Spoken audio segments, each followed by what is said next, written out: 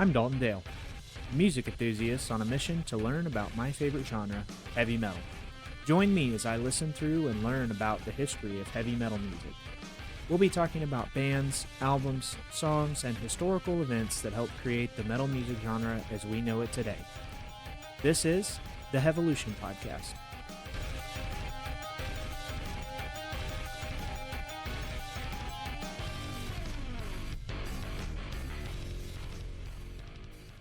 Hey everyone, what's going on? Welcome to the Hevolution Podcast. I am your host, Dalton Dale. I appreciate you tuning in for another episode.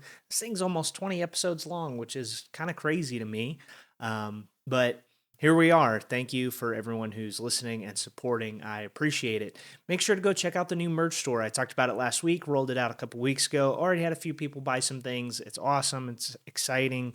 I'm glad to see the positive reviews on the designs that I've put together.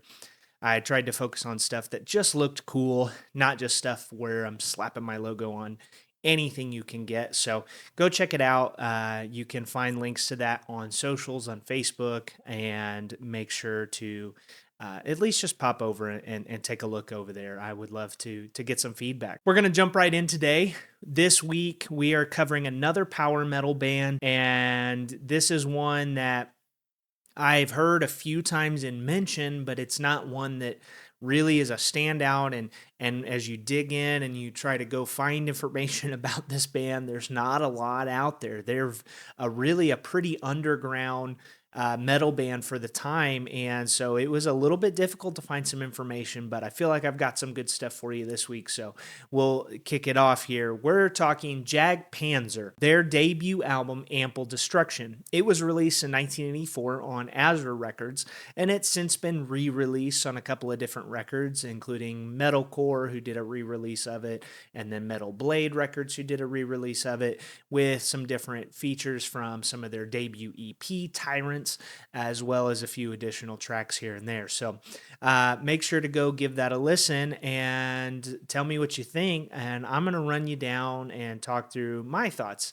So I'm going to start with some quick hits, and then we will get into more specifics about the band as well as the album. Both my quick hits today, they're a little less to do with the band and a little more to do with facts related to the band. So hang with me here for a moment.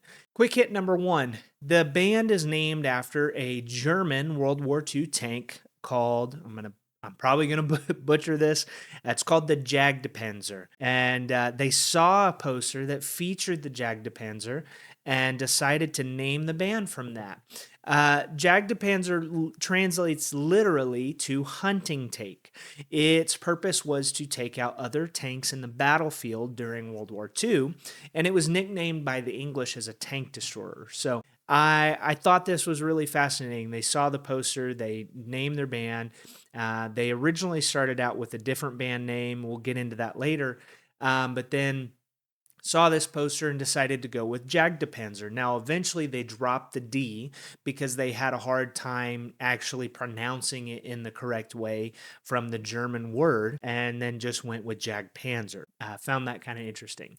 Quick hit number two. Again, a little less about the band, but something I found interesting. This album features a song called Symphony of Terror. The song Symphony of Terror is it's about Nosferatu, which is the German silent film that became a cult hit amongst horror fans everywhere. That was an adaptation of Bram Stoker's Dracula. You can go read about it. There's a whole lot of information about this, that they put out this silent film and they sort of changed the characters a little bit to fit for German culture of the time. The director was kind of known to say that, hey, we needed to give them German names and we needed to make the characters a little more German influence because we felt like it was going to relate to the German audience more. And they ended up being sued by Stoker's estate for kind of taking the characters from Dracula. And then ultimately, as things panned out, it fizzled, and they again, the film became a cult classic. I think my dad had a copy of this on DVD that I watched a long time ago. If it wasn't the original Nosferatu, it was some version of Nosferatu, and I always thought it was super weird. And I think they've got plans to even do another one down the road. The song is in the same vein as the movie title, which was Nosferatu Symphony of Horror.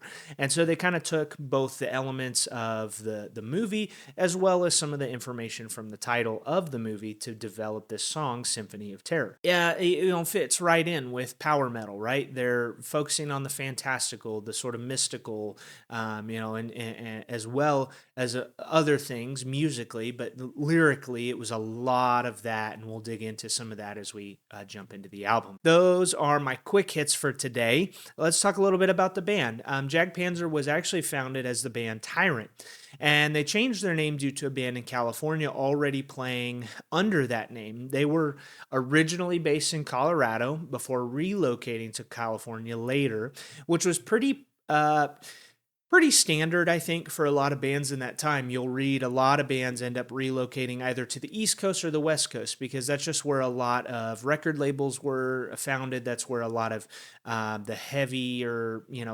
gig scenes were, and there was just more access, I think, for bands to really try to make a name for themselves. So, everybody kind of looks at pop culture and everything now, and you've got to go to the East Coast or the West Coast, and it's kind of, some of it depends on what sort of genre you're in, whether that's music or theater or any of that, right? But you still have your kind of main urban areas where those different forms of media really take hold and tend to thrive and do a little bit better. You've got the music scene in Nashville. There's a really big comedy scene up in Chicago. Same thing in New York. A lot of stand-up comedy in New York and grinding out gigs out there. Obviously, there's LA with all the music and Hollywood scene out there. So, I think it's just in this period of time, it was a lot of like upstate New York stuff, New Jersey, that kind of area as well. And then you had everybody kind of relocating into the West Coast out to California. And especially as we move through here out of power metal, we'll get into more mid 80s thrash metal. The Bay Area in particular becomes a really dominant scene for this burgeoning sort of new sound and new style that ultimately becomes thrash metal for the 1980s. Their original lineup is on the first album with the addition of another guitarist. So really, the band was founded. They put out an EP called Tyrants. After they changed their name, they ended up using that for the EP name, and their original lead vocalist was nicknamed Tyrant. But it was really the four original guys that ended up being on the first record, which was not nearly as common in this time period for a lot of bands. A lot of bands were going through a few different lineups before finally kind of settling into a groove and then being able to record. And a lot of that was just due to the gig nature of bands for the time, is a lot of traveling, a lot of touring. So I think there's a lot of variables that kind of play into why bands end up changing their lineup so often. But I think in particular for this time, it was a grind. It's still a grind, but I think it was just a really big grind. And some of starting a band was really just getting people together. How do you gel? How do you mesh? How do you write? How do you play together? And then you kind of take that next step into touring and playing live shows. And can the people you started the band with handle that? And for this band, it turns out they could. And then they ended up putting out the first album with this lineup: Harry Conklin on vocals, Mark Briotti on guitar, Joey Tafoya on guitar, John Tetley on bass, and then Rick Hilliard on drums. Again, this was not as common for that time period to have an original lineup that you start with and then end up recording with. A lot of people go into wanting to start a band and they don't realize the amount of work that it takes. And so I think that was just not common, and it's still really not that common today. We're going to take a quick break, and then I'll be right back. Today's episode is brought to you by a new track from my good friends in Glass Lotus. Glass Lotus is a local metalcore band here where I'm at, and they shred hard. I got to watch them perform a few weeks back. I've seen them play several times, and they absolutely kill it. They've got a new song out now. It's called The Sound. I'm going to play a little bit for you here in just a moment. It's awesome. This is for fans of Invent Anime, Silent Planet. They've got that sort of modern new metalcore sound, and it is a whole vibe, and I'm about it. So here's a little snip from that new track. It is out now. Listen to it wherever you listen to music.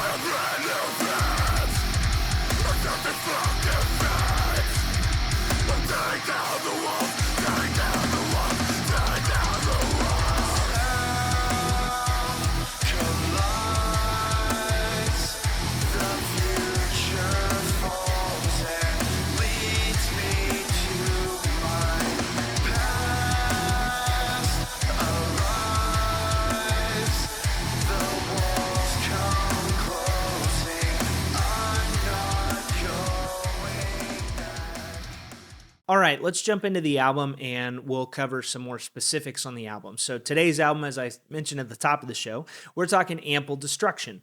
Again, it was released in 1984. The album cover features 4 horses ridden by what appears to be some fictional like creature type warriors. They're all wielding some sort of weapon. The main feature has a sort of a mask on, and it's kind of a maybe woman, maybe not.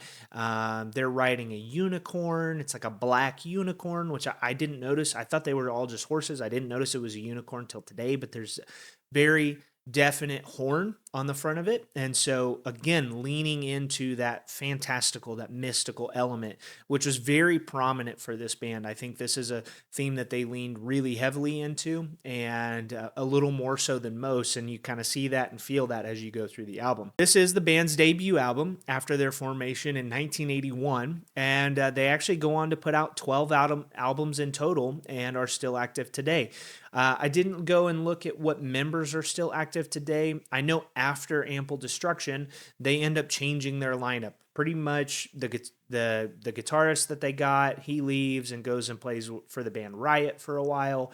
The vocalist leaves and they bring in another vocalist. So, I mean, they went through pretty big lineup change after this. And I would imagine, like most bands, for this sort of longevity to still be active, they've had to kind of mix things up and switch things around to really keep things going. Album specifically, singing features very operatic vocals with very heavy vibrato notes. And it's something that is a little more unique for power metal of the time. I think as we come out of American heavy metal and into this sort of power metal era, vocalists felt a little more comfortable experimenting with sounds and styles that were a little bit different from, what was the norm of the time, which was tended to be more of an upper register falsetto sort of, very like bold and striking sort of sound. And then you get bands like Exciter, for example, that we talked about, where he's just a little bit shriekier in his sound and kind of moves into more of that extreme scream type vocal. You kind of have the same thing with Anthrax a little bit.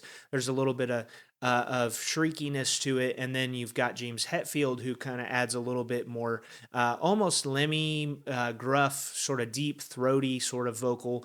And I think bands just got a little bit more comfortable in experimenting with some different things. And Jag Panzer really harkens back to new wave of British heavy metal, and I'll be talking about that a lot because they were very inspired by new wave of British heavy metal. Most of the album stays pretty neatly within those bounds and pushes the boundary of speed and technicality, which was very much in line with what power metal was about for that time period. The guitar work features strong dual guitar parts with an emphasis on solo parts and very catchy hooks. And the drum and bass work really kind of take a backseat on this album and mostly follow the rhythm guitar work. There's not a lot that shines in particular with the bass work and the drum work. That's not to say that it's not good. That's not to say that they're not talented, or that's not to say that they aren't really nailed down. They are. They're as a group and as a sound. They have the album itself has a very polished sound and a very tight sound, which we kind of discussed that meaning a few weeks ago. But they all really mesh well together. And I think the drum and bass parts work well for what the band was trying to do in overall sound and style. And it is definitely a very guitar and vocal showcase more than anything. The album opens with License to Kill. It's very fast paced and definitely gives you a very solid glimpse into what Jag Panzer is all about for this debut album. There's like a super shredding guitar solo that is, again, definitely very reminiscent of new wave of British heavy metal solos. It's very speedy, melodic, and just it's very straightforward. It's easily digestible, you could say. The song that got stuck in my head the most is it's the follow-up track to this, which is Warfare.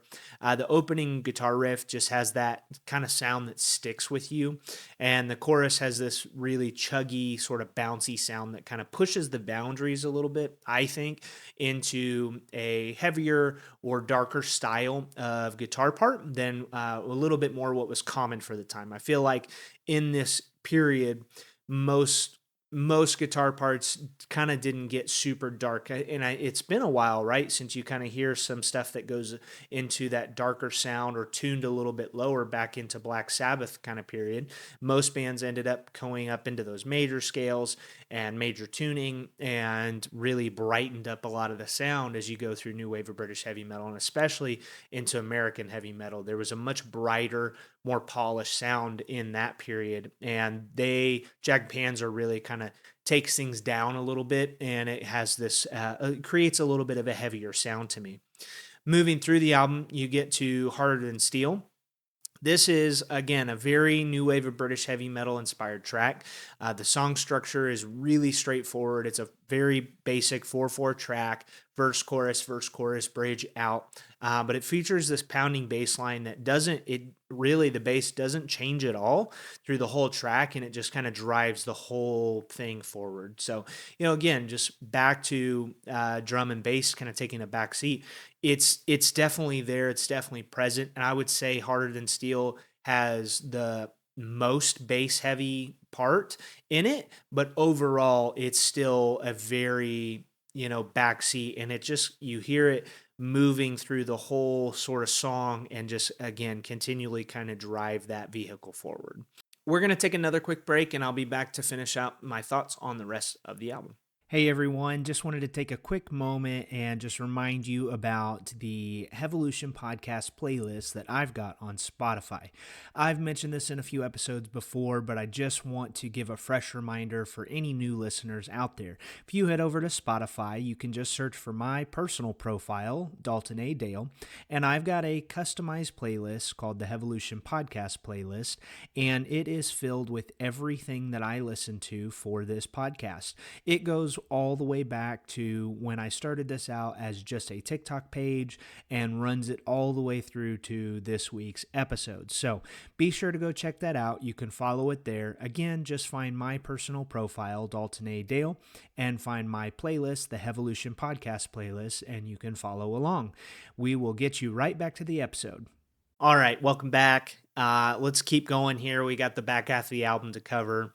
One of the stranger tracks to me on the album is really, and it's about the sound. It's called The Watching, and it features a march rhythm. I mean a march rhythm. I mean like marching, like dum, dum, ba-dum, bum, bum. That kind of vibe, right? It's got this march rhythm and beat in the verses, and then it transitions into a more traditional sounding chorus, and it keeps some elements of that marchy sort of pattern to it, but overall it's a fairly traditional chorus. There's nothing about it that's just like it feels, it's not disconnected necessarily, it just feels very different than what the verses are. The guitar part's a little bit more chuggy in the verses, with kind of these straight quarter notes being played, and it comes into and out of the choruses with more straightforward scale-based runs. And so overall it kind of creates this sort of tension and sort of medieval feel that ends up rolling into the interlude, which is titled Interlude,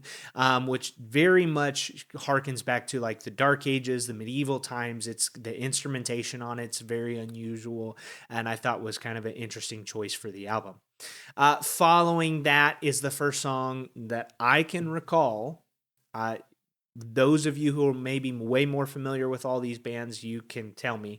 And I'm sure there's albums and bands out there that did it. I just haven't touched them in this process. But this is the first song that I can recall that drops the big F bomb in it. It's titled Reign of Tyrants. It sounds to be a bit of an anti government track based on the lyrics, but it definitely caught me by surprise because in general, I think coming up through late 70s and early 80s, language was not a commonly used tactic for writing lyrics. It was not overly common to express more curse words or vulgar language in a lot of ways, at least not in the way that you would consider today or by today's standards, in a lot of songwriting. And so you had the occasional words here and there, but by and large, it was not something that was overly used or used a lot.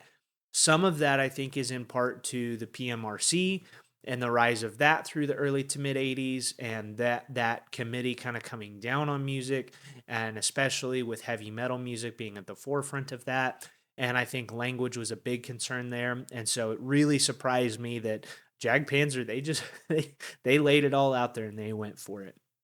And the album closes out with a song, Black Sunday, which features the most interesting part of the song to me was not even the song. It was actually what was featured at the end of the song as a sort of Easter egg to the whole album.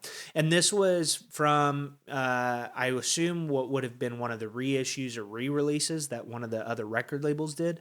But at the end of the song, it's got ads that were recorded to sort of promote the album, and you can hear it's like a record store and then like a radio ad, and there's just a few different ones that it goes through. And I thought it was really interesting to hear a glimpse of what band promotion sounded like at the time, that all of this music was really kind of being birthed and coming up to the spotlight in various areas throughout the country. So overall, I got to be honest, there's nothing really extremely notable with the album to me and my listens that I feel like was drastically altering the scope of what power metal was about.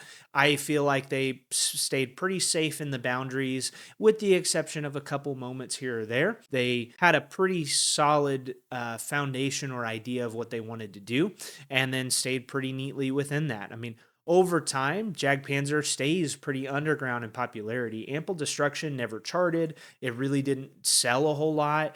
And overall, they just never really took off as a band. A lot of people kind of considered them mediocre or middling. But I think that this album really accurately represents a lot of what power metal was about for the time.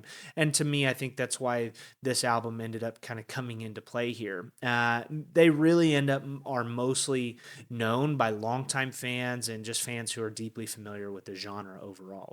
Decent album. Nothing about it that's just overly striking or overly like, oh man, this one part, if it wasn't for that, none of this would have happened. There was nothing like that. I mean, again, I think they played it pretty safe, but they created a pretty solid album in the process. That's it for today's album.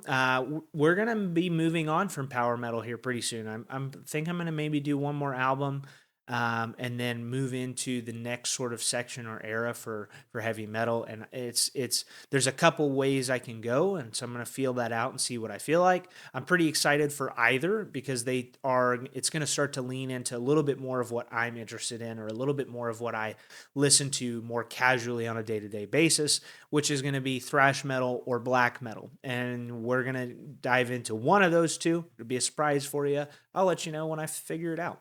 We're gonna move into one of those two next, and I'm excited for it. I'm looking forward to kind of hearing those bands that jump started really a lot of that. Thrash is gonna be Megadeth and bands like that, and black metal you're talking maybe we'll do some Venom, Bathory, or some of those, and then you got kind of Slayer, right? Who lives a little bit in between both of those, and so the all bands that I'm really looking forward to getting into and listening to. Shoot me an email. Tell me what you want to hear. You can send me an email at hevolutionpodcast@gmail.com. Are there aspects of these bands and albums that you'd like to know more about? What kind of content from the show do you feel like you'd like to hear more of? I'd love to get your feedback. As always, follow me on socials. You can find me on Facebook, The Hevolution Podcast. You can also find me on TikTok at Hevolution Pod. And lastly, I would love it if you would leave a 5-star review wherever you're listening to this. It's really, really helpful, and it helps put shows like this into the spotlight. It helps me make top lists where people are looking for podcasts and trying to find new content to listen to. So that would mean a lot to me, and I would really appreciate it. I hope you have a great week. Thank you for tuning in. We will see you next time.